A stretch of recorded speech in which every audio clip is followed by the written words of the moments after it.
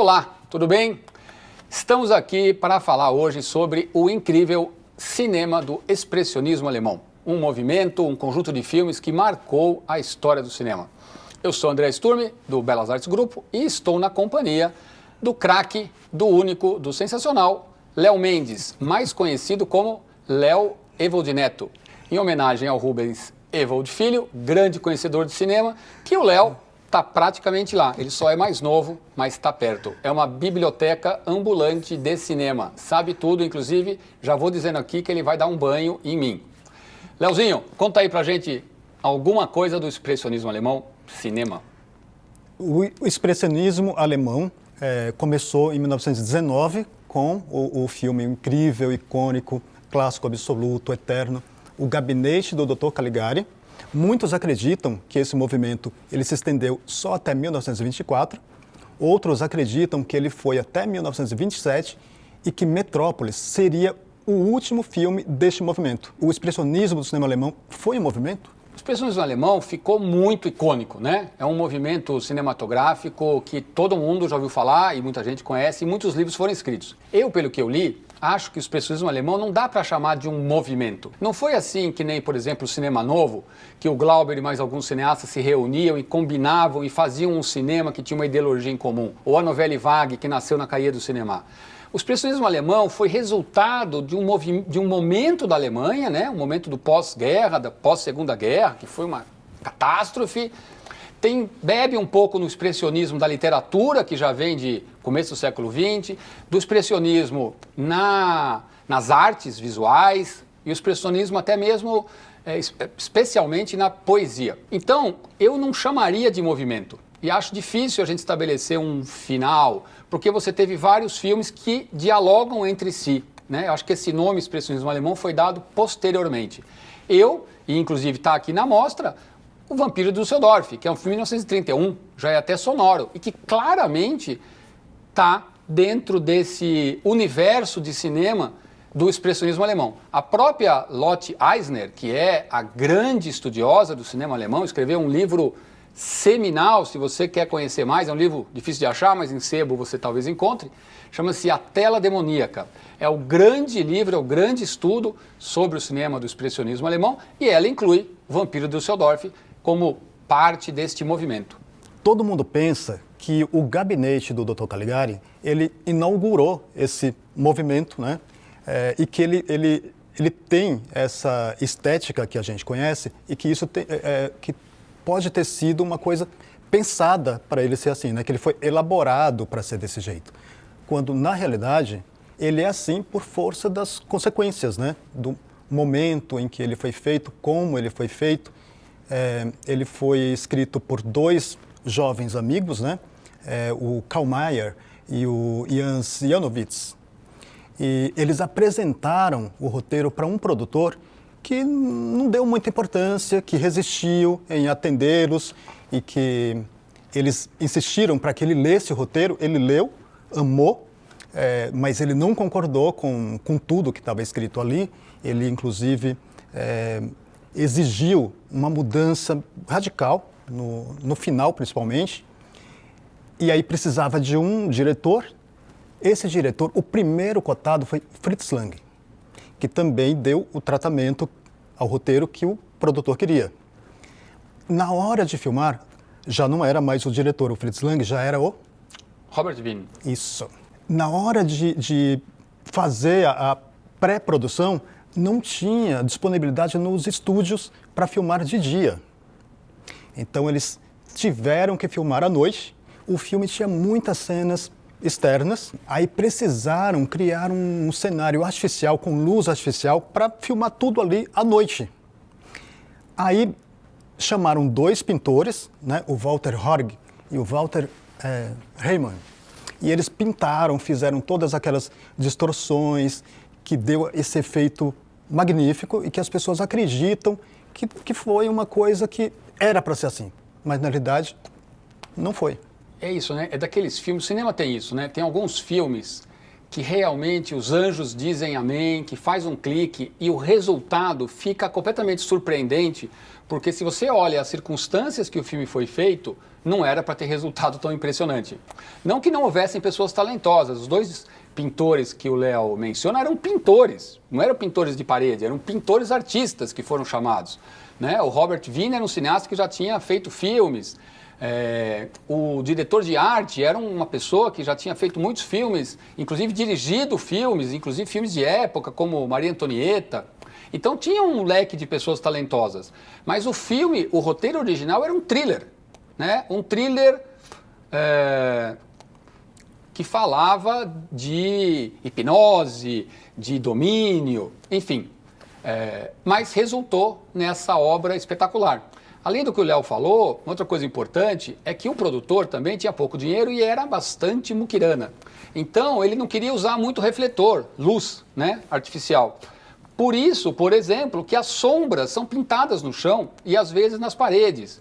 Aqueles cenários que são enviesados servem para criar profundidade de campo, que não tinha, porque os cenários foram todos pintados em pano. Não tem nem madeira usada na construção dos cenários, porque, como o Léo disse, tinha outro filme acontecendo, então precisava tirar os cenários para poder fazer o outro filme e voltar. Então eles eram em pano para ser mais barato e mais simples de mexer. Tudo isso misturado resultou nessa obra-prima, num filme que a gente pode considerar o precursor do expressionismo alemão no cinema, mas que, como eu falei aqui no começo, e o Léo também já falou, não foi assim uma coisa, vamos criar um movimento novo, vamos fazer um filme.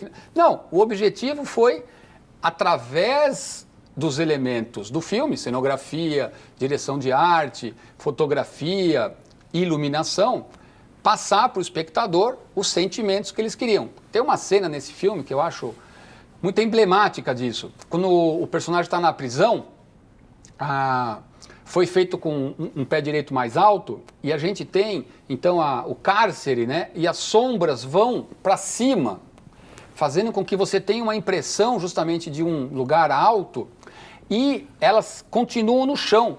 Tudo isso é pintado, mas parece que é profundidade. E o personagem está encolhido no canto, acorrentado, nesse cenário que fica tão grandioso e acaba, então, dando para a gente essa sensação de isolamento, né? Embora um lugar amplo, uma prisão que aquele personagem está enfrentando. Destacar também, por esse ser o primeiro filme do expressionismo alemão, a influência que teve sobre os cineastas um homem de teatro chamado Max Reinhardt, que tinha um teatro extremamente popular em Berlim, chamava Deutsches Theatrum, e que tinha peça todo dia, peças diferentes, e ele que, de certa maneira, começou esse uso da iluminação com o claro e escuro.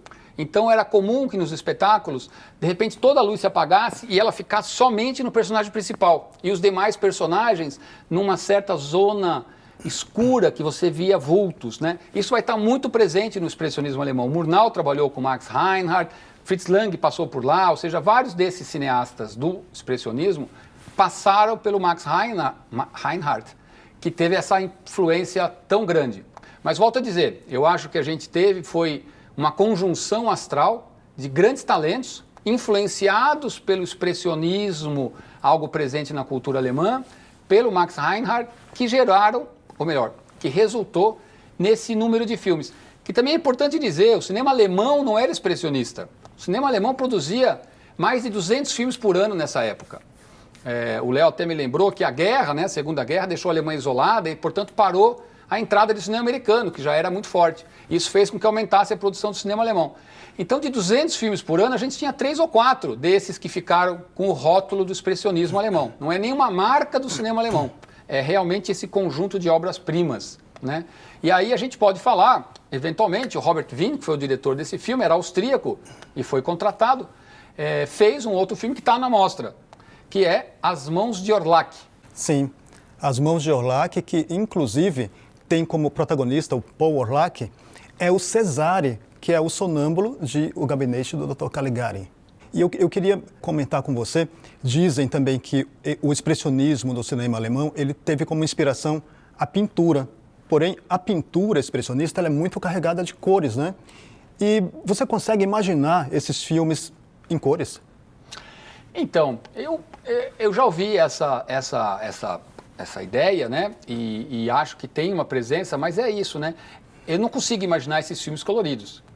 Porque justamente a questão do claro e escuro, a questão das sombras, a questão do medo que muitos desses filmes causam, do suspense, da tensão, o escuro e o claro ajudam muito, né? Sim. Então acho que talvez no colorido eles não tivessem tido o mesmo impacto. O gabinete do Dr. Caligari, por exemplo, se fosse colorido, talvez tivesse ficado desastroso, né?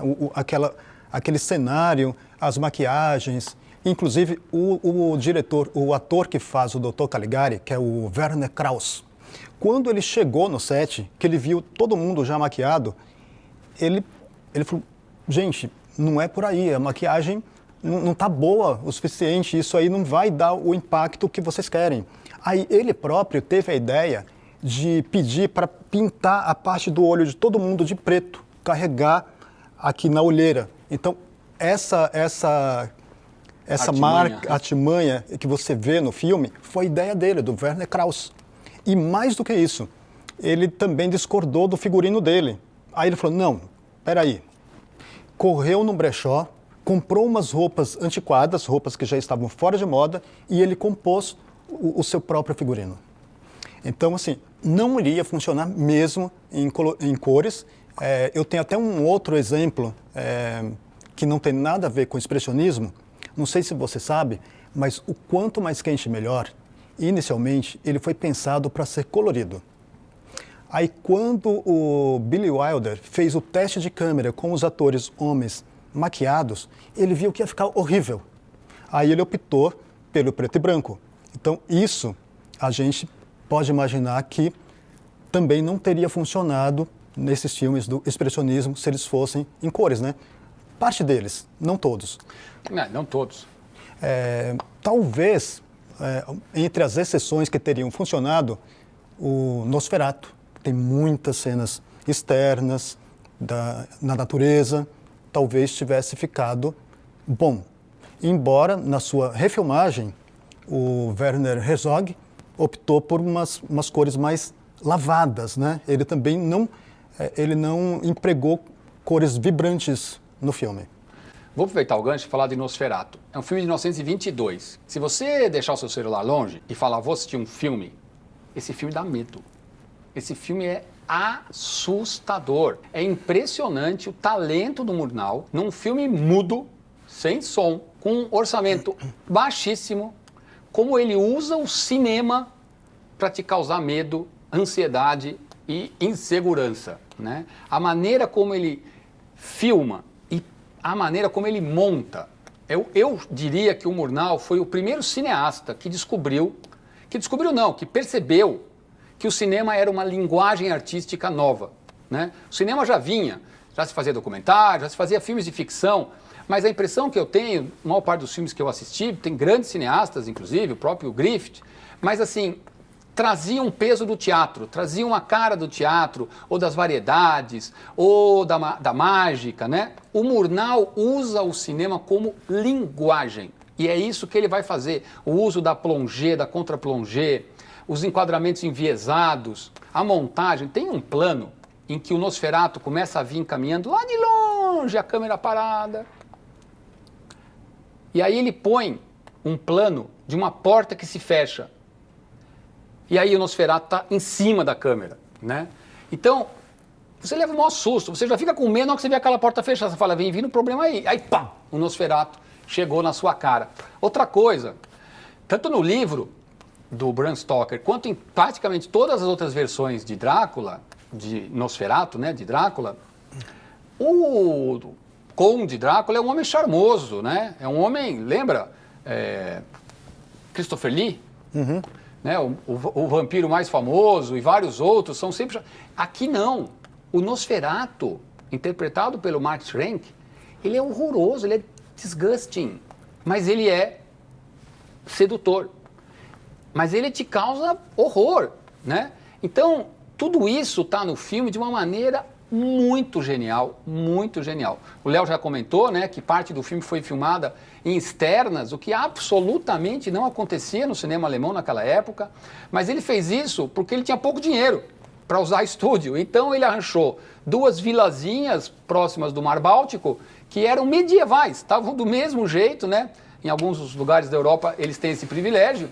E aí ele então usou ruelas, o castelo, o pátio, as florestas, o mar, as ondas, e isso tudo vai compondo esse universo absolutamente assustador, né? Sim. E todo um trabalho que podia ter sido em vão, porque por pouco o filme não se perdeu, né? Ele foi acusado de plágio pela viúva do Bram Stoker. E o que aconteceu? Você contou que ela mandou destruir as cópias, né? Botou fogo no negativo. E o filme existe, está aí para eternidade, graças a algumas cópias que haviam já saído da Alemanha para distribuição internacional. Então, uma delas, que ficou guardada em algum lugar, em bom estado, ela não chegou a ser tão exibida ou não foi exibida, ela estava em bom estado e foi ela que fez com que a obra fosse preservada. Inclusive o filme chama Nosferatu porque o Murnau não tinha os direitos do Drácula para filmar. Nenhum personagem do filme tem os nomes do livro do Bram Stoker. Mas a viúva do Bram Stoker abriu um processo criminal contra o Murnau, ele perdeu e ela conseguiu o direito de queimar o negativo do filme. Ela foi até o laboratório com a polícia e eles queimaram o negativo do filme, todas as cópias, o contratipo, enfim, tudo que tinha do filme foi queimado. Como o Léo falou, existiam cópias que por sorte tinham sido vendidas para o exterior e que permitiram que o filme fosse remontado. Mas eram cópias usadas e na época, inclusive, tinha-se o hábito de fazer versões para o mercado internacional. Então, nenhuma delas era a versão original. Até que encontraram chamemos de uma cinemateca, um depósito que existia no leste da Alemanha. Eles tinham algumas cópias, todas elas muito usadas, e tinha uma pouco usada, e era uma cópia original de Nosferatu, que é o que vocês vão assistir. Eu quero fazer uma observação com relação a um personagem muito marcante do filme, o personagem Nock, que é interpretado pelo ator Alexander Granach. Ele, com certeza, você vendo o filme, sem sombra de dúvida, ele inspirou a caracterização do pinguim de Danny DeVito no Batman do Tim Burton. É verdade. Quando o Nock está preso numa cela, os trejeitos dele, a maneira como ele fica pelos cantos da cela e também toda a caracterização visual dele, o pinguim do Danny DeVito é uma cópia. É verdade, tem toda razão, não tinha pensado nisso não. Bom, vamos ficar no Murnau e vamos passar para O Último Homem, ou Última Gargalhada, aproveitar que Murnau é Murnau e depois a gente fala de Fritz Lang, por exemplo, que tem 3 filmes aqui na mostra. O Último Homem, né, o filme no alemão chama-se Der letzte Mann, mas no Brasil ele foi lançado, anos depois, mas foi lançado como A Última Gargalhada. Então, vamos chamar o filme de A Última Gargalhada. Como eu falei, acho que Murnau foi o primeiro cineasta que percebeu que o cinema era uma arte em si, independente das outras, né? Então ele buscava a narrativa. Tudo que ele criava e pensava era para que a narrativa te impactasse o espectador. E nesse filme ele conseguiu fazer uma história linear, história desse porteiro de um hotel de luxo que usa um uniforme, parece um general da Prússia, cheio de botões, um bigodão, uma boina, muito orgulho desse trabalho. Quando ele vai para casa, ele vai com essa roupa, é muito respeitado pelos vizinhos, lá na periferia onde ele mora, até que um dia ele tem dificuldades de carregar uma mala muito pesada e o novo gerente, jovem, estou fazendo grandes mudanças, resolve tirar o porteiro dessa posição e colocá-lo numa posição mais humilde, como serviçal no banheiro. Essa é a sinopse, acontece muita coisa no filme, mas é uma história linear. E o filme não tem nenhum intertítulo. Intertítulo eram aquelas cartelas que apareciam com os diálogos, para você poder acompanhar. E o filme tem diálogos, mas o Murnau conseguiu fazer de uma maneira que você não precisa saber exatamente o que aquelas pessoas estão falando. Você entende, né? Uma obra-prima. Léo, eu sei que você tem aí informações sensacionais. Este filme, o roteiro dele foi escrito por Karl Mayer, aquele mesmo jovem que foi um dos roteiristas de o Gabinete do Dr. Caligari, que depois se tornou um grande roteirista, né? Ele fez roteiro de vários filmes bastante importantes. O protagonista, Emil Jennings, foi o primeiro ator a ganhar o Oscar de melhor ator na história da premiação, isso em 1929. Mas o filme em si tem mais umas curiosidades, uns méritos únicos, né? Que são umas inovações no modo como, nos movimentos de câmera. E que nesse filme foi criado uma maneira de movimentar a câmera que ganhou o nome de Dolly. E isso foi feito de uma maneira bastante improvisada, artesanal. Eu sei contar, mas você conta melhor que eu, então... Ele fez um pré-Dolly, né? O Dolly é um equipamento que foi criado muitos anos depois, como equipamento mesmo, para usar no cinema, que é uma espécie de um carrinho onde você acopla a câmera e tem um trilho para você permitir que a câmera se mova sem tremer. Naquela época isso não existia, as câmeras eram muito grandes, mas o Murnau queria que a câmera se movimentasse, fazia parte do estilo. E esse movimento da câmera é porque ele queria ter planos longos com dinamismo. Então, eles pegaram um carrinho de bebê, fizeram uns cortes ali no estúdio, pegaram uns canos e construíram um trilho primitivo. E a gente tem, então, a câmera se movendo de uma maneira inédita na história do cinema. Nunca antes um filme teve movimentos de câmera como nesse filme, com estabilidade. Veja no filme que você vai ficar impressionado com essa genialidade de um cineasta que, como eu disse, que buscava tudo que fosse possível para tornar a experiência do espectador mais intensa e mais incisiva. Uma questão que é presente no expressionismo, e aqui ela vai se dar, é o claro-escuro do teatro do Max Reinhardt, e que aqui a gente vai ter, especialmente quando o porteiro vai lá para onde ele mora, né, aonde o uso da posição da câmera faz com que a parede fique maior e o porteiro caminhando, embora ele seja um cara grandão, fica menor, aonde a luz tem um efeito também de destacar, aonde o personagem tem a luz em cima e os outros personagens ficam como que enevoados, tem a cena do casamento em que ele vai, isso é muito claro. Você tem ele, o personagem do porteiro, né, no foco. E os outros personagens todos, é genial como ele consegue fazer isso, eles estão meio que desfocados, né? Como ele consegue o foco no centro e o desfoque no geral, porque é isso, é para ele que a gente tem que olhar. Enfim, como vocês podem ver, adoro esse filme, é absolutamente magistral. Uma curiosidade adicional é que todas as placas que tem na rua, os sinais de trânsito, foram escritos em Esperanto, que é uma língua que foi pensada para ser uma língua única do mundo, não pegou naturalmente, mas ficou, e aí o Murnau acho que usou para talvez tornar esse filme universal, podendo se passar em qualquer lugar, né? Porque fala justamente das classes sociais, da pobreza, do uniforme como transformador da autoestima de um indivíduo, enfim, obra genial de Murnau, que foi um cineasta que a gente perdeu cedo, né? Ele, depois do sucesso extravagante desse filme, ele foi para os Estados Unidos, ele fez 3 filmes para Fox, inclusive Aurora, que é em qualquer lista de melhores filmes do mundo, ele está lá. Eu sou mais impactado pelo Último Homem, sinceramente, mas acho a Aurora antológica. A Aurora também é um filme feito num estúdio americano, de produção elevada, aonde o uso dos intertítulos é muito pequeno. E a Aurora também teve roteiro escrito por Karl Mayer. Agora, enquanto você falava dos movimentos de câmera do Último Homem, eu estava aqui pensando, as pessoas, elas imaginam, assim, muita gente pensa que os filmes do expressionismo alemão anteriores a ele têm o quadro, a câmera fixa como também um estilo, e no entanto não é, né? A câmera não se movia porque os equipamentos eram extremamente pesados. Só depois, né, com essas gambiarras que começaram a surgir a partir de O Último Homem, é que começam a acontecer movimentos mais sofisticados, né? Na verdade, pouca gente movia a câmera mesmo depois da Última Gargalhada, porque isso requeria muito talento, né? Requeria muito cuidado. Era muito mais fácil você botar a câmera no tripé e no máximo fazer um movimentozinho no próprio eixo do que você ficar movendo a câmera, porque tinha um outro problema adicional logo depois, a partir de 29, que era o som.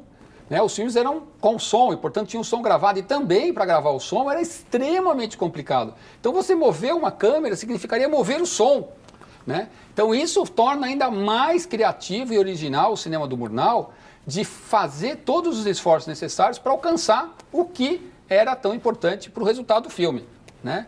A câmera vai se mexer para valer mesmo a partir dos anos 50, né? Até lá é excepcional que você tenha grandes movimentos de câmera num único filme.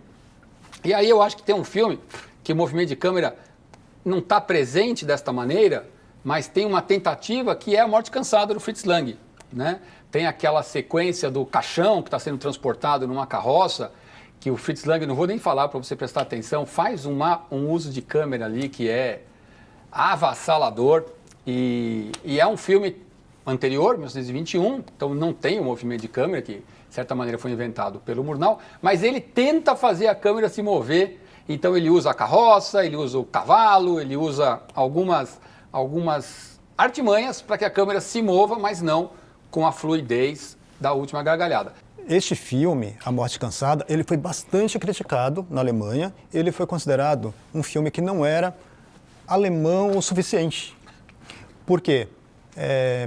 Naquele momento, a Alemanha estava procurando firmar sua identidade, né? Ela tinha sido devastada pela guerra, ainda era 1921, e o filme, ele conta uma história de amor, que é interrompida pela morte, né?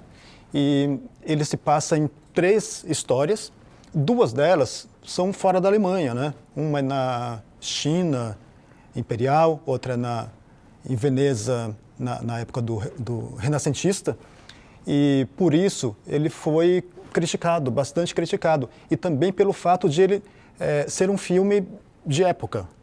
Esses episódios, eles não se passam ali nos anos 20. Mas, no entanto, é um filme sobre rupturas, sobre perdas, que tem tudo a ver com o momento da própria Alemanha pós-guerra.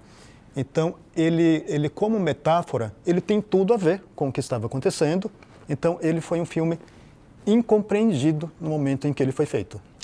E se você pensar na sinopse do filme, né? O filme tem uma história que se passa nos dias, vamos dizer assim, no campo, né? Esse casal relativamente jovem está fazendo uma viagem, eles estão cansados, é noite, eles estão perto de uma cidadezinha, eles vão passar a noite nesse hotel. E durante a noite, a morte chega e abduz, leva o marido. Quando a moça acorda, ela fica desesperada e começa a procurar e acaba se deparando com a morte, que diz que levou o marido dela. E a morte é que conta essas 3 histórias, né? Não vou mais contar detalhes para não estragar a surpresa para vocês. E depois tem, claro, o epílogo em que a gente volta para ali aquele momento histórico. E especialmente a história central, né, a história principal, ela tem tudo a ver com a cultura germânica, né? Tem uma frase excepcional que fala que a alma germânica é absolutamente conectada com as almas penadas, com os seres de outro mundo, com fantasmas, e que isso tanto funciona com a gente do povo, como com as pessoas instruídas, né? Então, essa presença da morte, como inclusive um personagem do filme, eu acho que tem tudo a ver com a natureza do alemão. Mas, como falou o Léo, 2 das histórias se passam, uma na China, outra em Veneza, em outros tempos, naquele momento de busca de uma recuperação da imagem, causou essas críticas ao filme, ao Fritz Lang. O Fritz Lang também tinha uma crítica, ele mesmo, em relação a esse filme, mas não sobre isso, né? Mas ele tinha uma crítica em relação ao final do filme, e que eu não vou contar, para não perder a graça do final do filme, porque afinal de contas é uma história de amor, mas depois que vocês assistirem, saibam que o Fritz Lang não gostava desse final, e no outro dia, quem sabe, eu conto qual era o comentário que ele tinha. Mas falando de Fritz Lang, que com certeza é um dos maiores nomes do cinema mundial, com certeza um dos mais conhecidos, ele fez Metrópolis, né? Metrópolis com certeza é um dos 10 ícones do cinema mundial. Fez também O Vampiro do Düsseldorf, os 2 vão estar aqui nessa retrospectiva. Eu acho que de Metrópolis eu não vou nem falar, né? Porque Metrópolis é Metrópolis. E O Vampiro do Düsseldorf acho que merece comentários, porque foi um filme sonoro, mas o Fritz Lang faz um uso muito original, né? Ele usa o som em cenas, em sequências, e de repente não tem som nenhum. Não tem som nenhum. Ou seja, ele usa a ausência de algo como efeito dramático na construção desse filme, né, Léo? Sim. E ele inovou em vários aspectos. Inclusive, ele faz uso de um elemento que se chama leitmotiv, que eu acredito que ele tenha sido o pioneiro em utilizar o leitmotiv, que nada mais é do que aquela música que pontua, que ela serve para anunciar a entrada em cena de um personagem, que pode ser o personagem principal do filme. Então, essa música ela fica martelando ali na cabeça do espectador. Toda vez que ela toca, você sabe que ele vai entrar em cena. No caso deste filme, é o próprio assassino que aparece assobiando a música, né? É uma música bastante famosa, já utilizada inúmeras vezes. Ela é do Edvard Grieg. Ela foi composta originalmente no final do século XIX para uma peça de Henrik Ibsen. E eu acho muito original, assim, eu adoro o filme em tudo, mas a entrada dele em cena, a primeira entrada dele em cena, é quando aquela garotinha está batendo a bola num poste e tem um cartaz de procura-se. E esse cartaz, para mim, ele lembra um intertítulo, ainda do cinema mudo. Eu acredito que foi uma graça que o Fritz Lang quis fazer. Então tem esse cartaz escrito com aquelas informações a respeito da figura que está sendo procurada, mas não tem um retrato falado, não tem nada, porque não se sabe quem é. Aí ele entra só com a sombra de perfil, substituindo o que deveria ser o retrato falado dele. Isso eu acho maravilhoso. Isso é cinema, né? Isso é saber usar a linguagem que ele tem. Eu não acho que ele fez uma graça.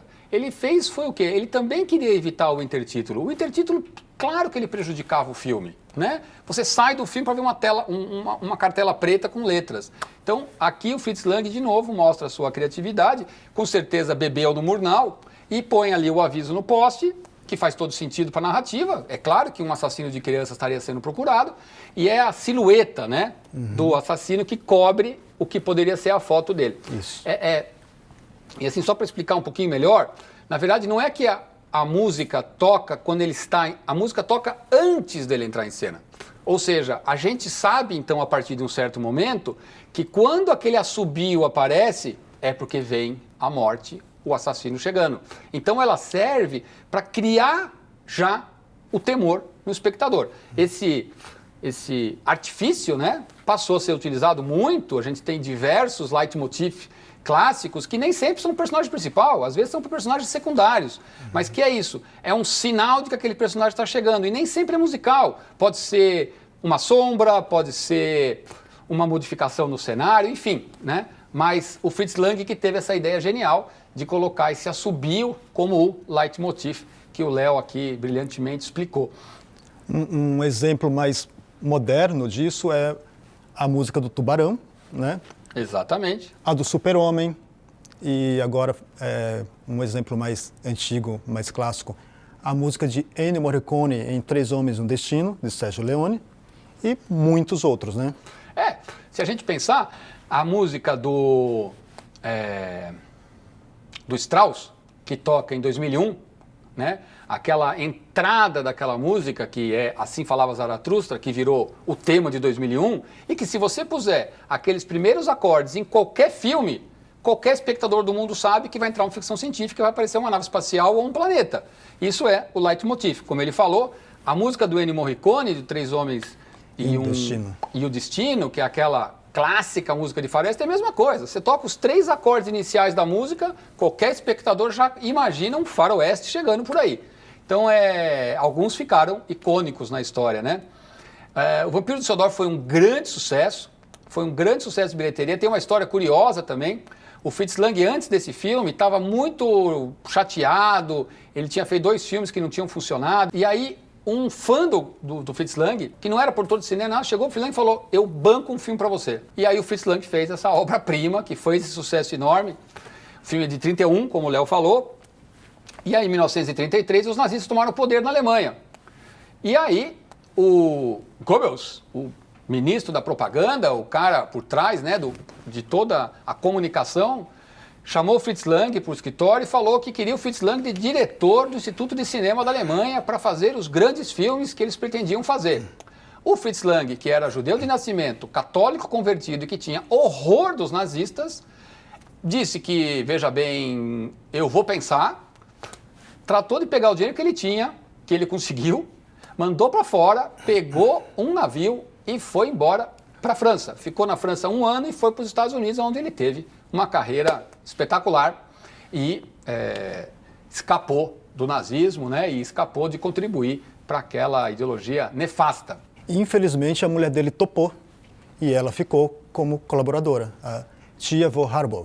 Exatamente, que tinha sido a principal colaboradora dele, né? Eles tinham essa relação de amor e de trabalho. Ela foi a co-roteirista de Metrópolis, foi a co-roteirista da Morte Cansada, enfim, co-roteirista do Vampiro do Düsseldorf, mas eles se separam efetivamente porque ela resolve aderir ao nazismo e ele, apavorado, ela ficou e ele foi.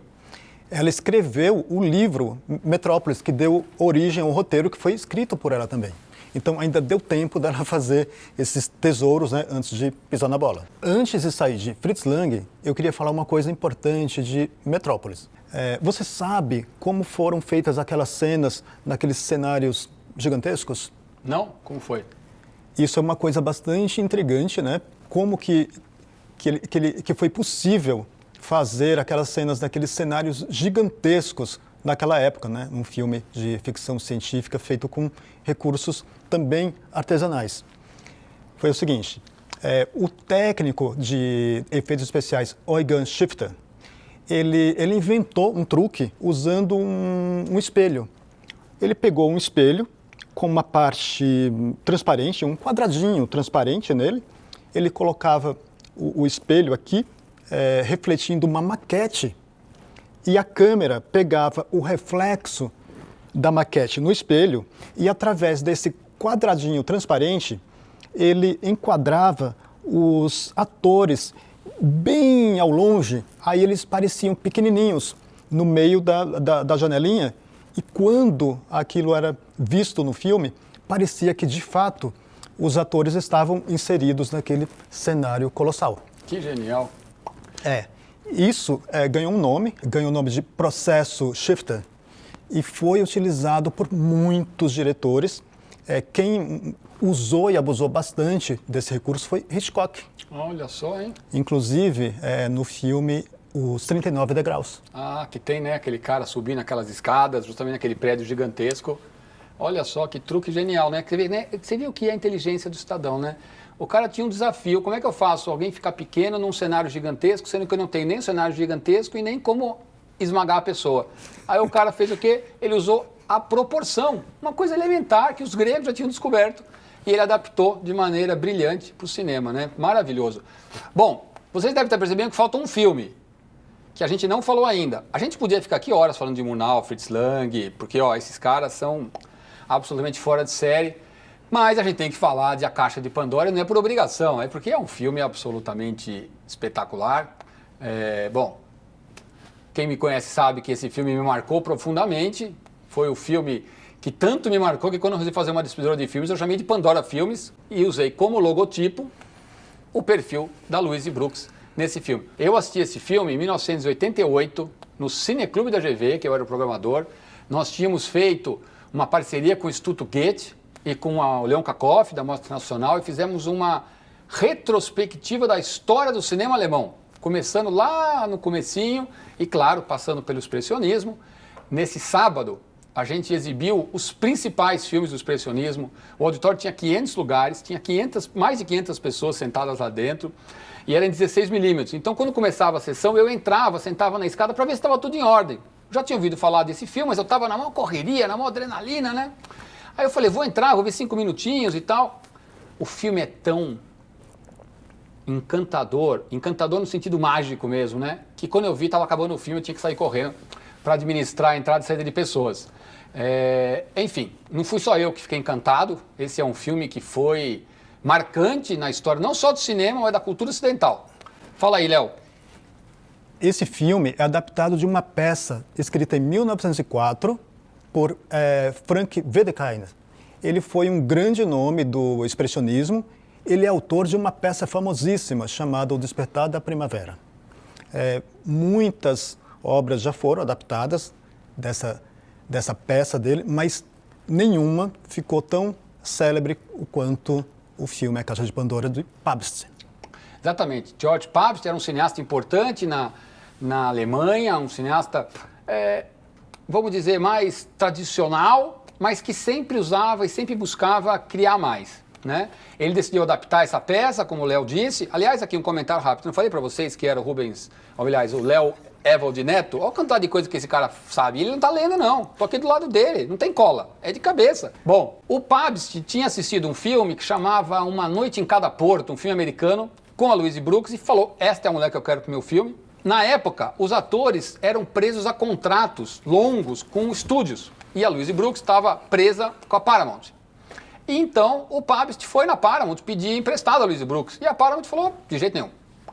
Por sorte do mundo, a Louise Brooks tinha feito um filme com a Paramount, que tinha prometido aumentar o salário dela, e não aumentou. A Louise Brooks, que era uma mulher de uma personalidade absolutamente ímpar para a época, uma mulher muito dona do seu nariz, do seu destino, que não se submetia facilmente, simplesmente falou: então vocês não me dão aumento, estou demitida, estou indo embora. Pegou o navio, foi para a Alemanha e foi fazer A Caixa de Pandora.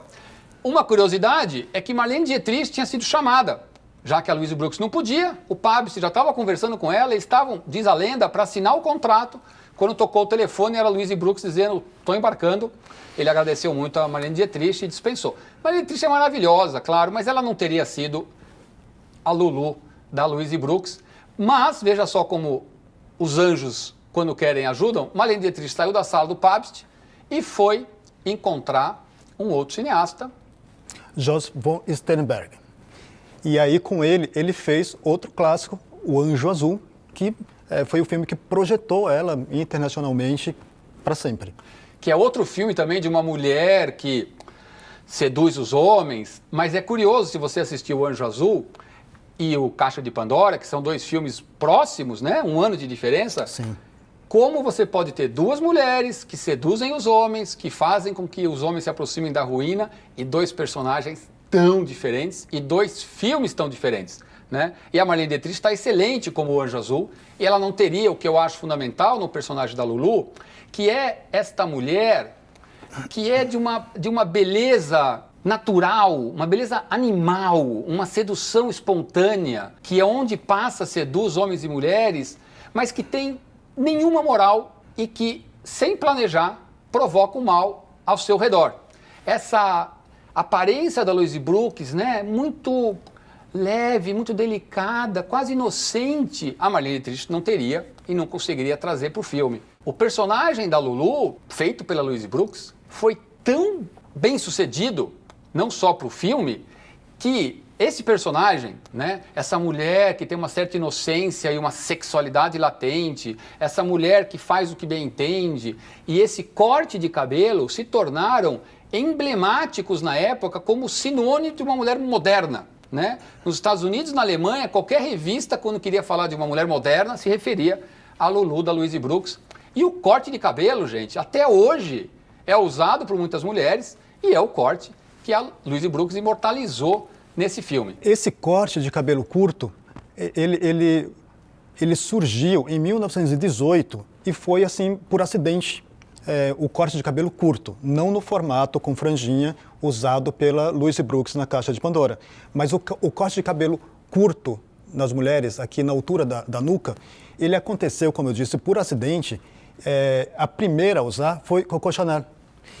E o acidente foi o seguinte: ela estava se arrumando para sair e ela queimou o cabelo no secador.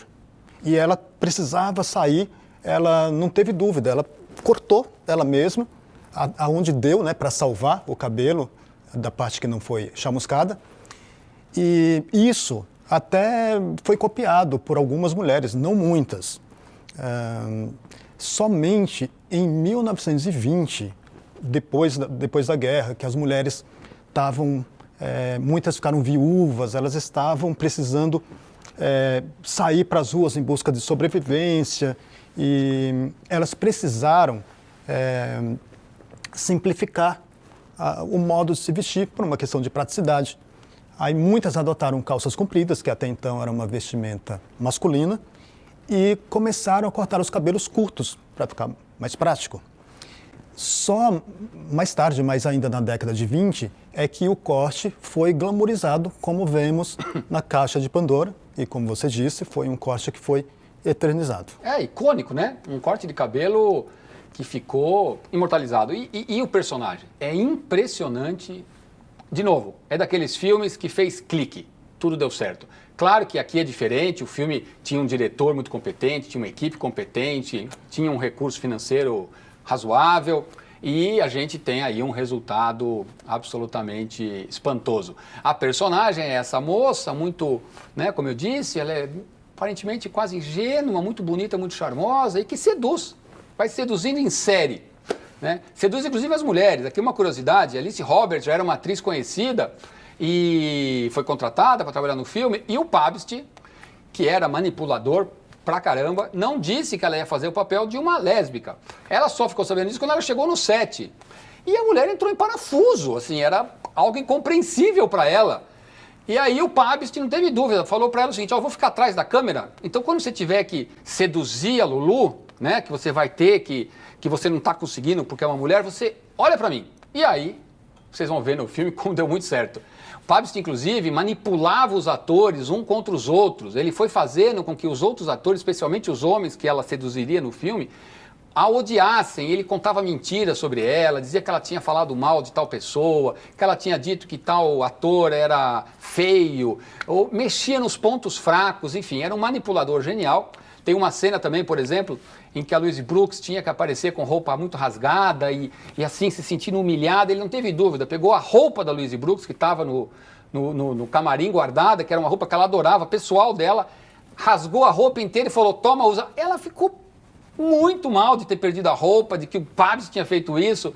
Enfim, ele usava da manipulação para conseguir resultados ainda mais intensos. Não que os atores não fossem bons, claro que eram, mas isso transbordava. Você olha, preste atenção nos olhos dos atores, muitas vezes, como sai faísca, né? É um filme muito especial. Louise Brooks fez mais 2 filmes na Alemanha, outro com o Pabst, mais um. Depois ela voltou para os Estados Unidos, mas aí a carreira dela não teve o mesmo impacto, até porque ela também tinha essa personalidade muito particular e não ia ficar correndo atrás de diretor de estúdio, né? Sim. E quando ela voltou para os Estados Unidos, ela foi procurada pelos executivos da Paramount, porque ela tinha deixado o último filme ainda inédito, quando ela saiu andando e foi para a Alemanha.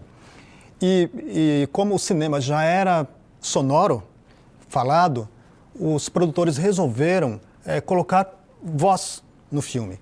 Então eles convocaram todos os atores para cada um colocar a voz no seu personagem e foram atrás da Luísa. Souberam que ela estava nos Estados Unidos, foram atrás dela e ela se recusou. Ofereceram uma bolada para ela e ela não quis, nem assim. Aí eles colocaram uma outra atriz para fazer a voz dela e, como vingança, eles espalharam na publicidade do filme que a voz daquela personagem não era da Louise Brooks porque ela tinha voz horrível. Enfim, fofocas, mexericos, né, do cinema de Hollywood. Bom, dá para ver que a gente adora esses filmes. A gente poderia ficar aqui falando muito mais, mas vamos encerrar. Acho que a gente já deu bastante provocação para que vocês mergulhem nessas obras-primas do cinema. O expressionismo alemão, com certeza, foi um dos movimentos, né, se a gente chamar assim, ou de conjunto de filmes que mais influenciou o cinema mundial. O filme noir tem muito aí no expressionismo alemão, uma série de Hitchcock, como o Léo já falou, grandes cineastas beberam nesse cinema e produziram outros filmes também espetaculares. São cineastas, no caso especialmente do Murnau e do Fritz Lang, cineastas que além de talentosos eram criativos, criaram novas artimanhas ou novas técnicas para fazer os filmes ainda melhores, e eles estão aí para vocês. A grande mostra do cinema do expressionismo alemão, 8 obras-primas para vocês assistirem no Petra Belas Artes à la carte.